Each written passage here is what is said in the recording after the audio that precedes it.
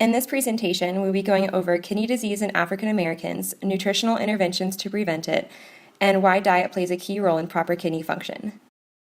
The kidneys are two bean-shaped organs located under the rib cage that are responsible for removing waste products by filtering the blood, removing drugs from the body, balancing the body's fluid and electrolytes, releasing hormones that regulate blood pressure, producing an active form of vitamin D that promotes strong, healthy bones, and controlling the production of red blood cells. So, what exactly is kidney disease?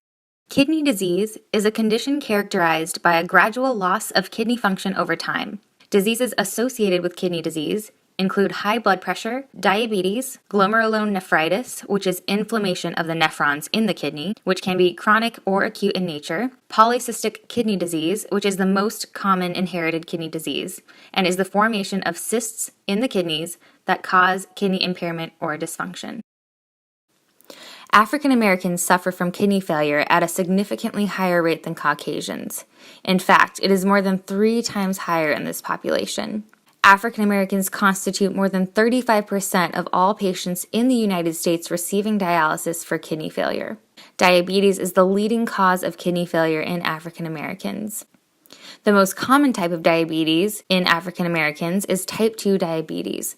Risk factors include family history, impaired glucose tolerance, diabetes during pregnancy, hyperinsulinemia and insulin resistance, obesity, and physical inactivity. African Americans with diabetes are more likely to develop complications of diabetes and to have greater disability from these complications than Caucasians. They are also more likely to develop serious complications such as heart disease and strokes. Some of the signs and symptoms of kidney disease include poor appetite, extreme fatigue or loss of energy, difficulty sleeping, trouble concentrating, muscle cramping at night, swollen feet and ankles, dry and itchy skin, and frequent urination. However, many people will not experience severe symptoms until their disease is advanced. Some of the complications of kidney disease include high blood pressure, anemia, weak bones, poor nutritional health, and nerve damage. Specific to your heart, it increases your risk of heart attacks and developing blood vessel disease. Here are some tips to follow to reduce your risk of kidney disease. Start by cutting your sodium consumption. Americans typically consume 50% more sodium than the recommended daily amount, which should be about 1 teaspoon.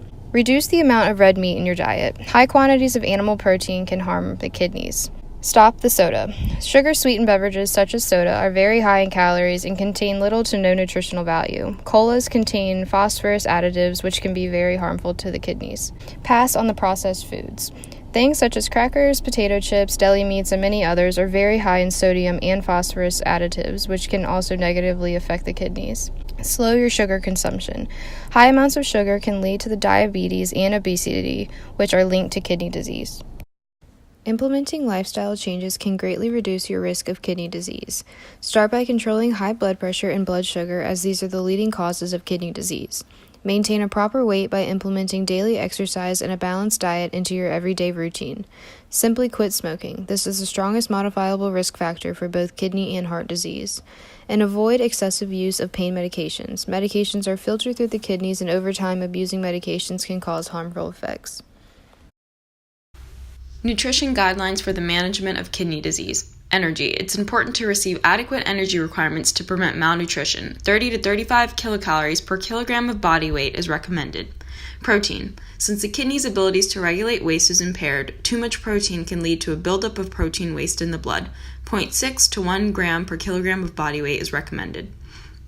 Sodium. Since kidney affects the sodium balance, sodium could build up leading to a fluid increase and then high blood pressure, which could lead to heart disease. 2 to 3 grams per day is recommended. Potassium. The recommended amount varies by individual to cover losses with diuretics. Typically, less potassium is required.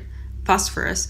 As kidney function decreases, extra phosphorus can build in the blood, leading to weaker bones. 0.8 to 1.2 grams per day is recommended. Fluids. No restriction with renal failure without dialysis. As the disease progresses, less fluids are required to prevent fluid overload.